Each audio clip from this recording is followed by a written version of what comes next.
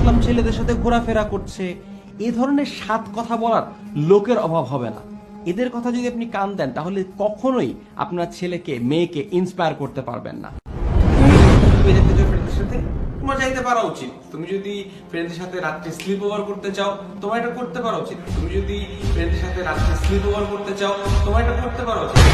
নিহত কিশোরীর স্বজনরা জানান, গ্রুপ স্টাডির জন্য বৃহস্পতিবার দুপুরে ধানমন্ডির সোভানবাগের বাসা থেকে বের হয়েছিল ও লেভেলের শিক্ষার্থী।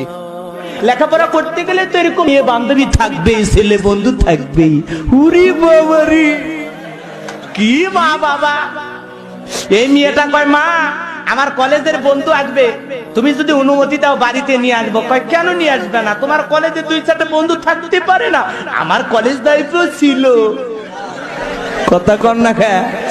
এখন বন্দুক নিয়ে আসছে, বন্ধু দেখার পর মা বলতেছে, তুমি নাকি মন খারাপ করো, আমার বাসায় আসতে চাও না। আরে পাগল, আমি তো তোমার আন্টির মতো।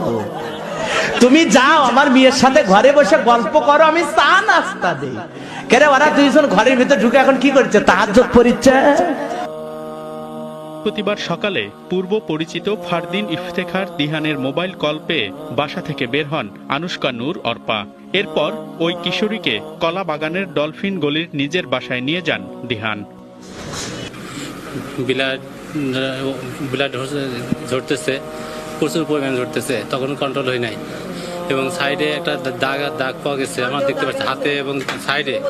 ঘটনার পর খবর পেয়ে হাসপাতাল থেকে ফারদিনকে আটক করে পুলিশ। জিজ্ঞাসাবাদ করা হয় ফারদিনের আরো 3 বন্ধুকে। ফারদিনের দাবি, নিহত অর্পার সঙ্গে তার প্রেমের সম্পর্ক ছিল।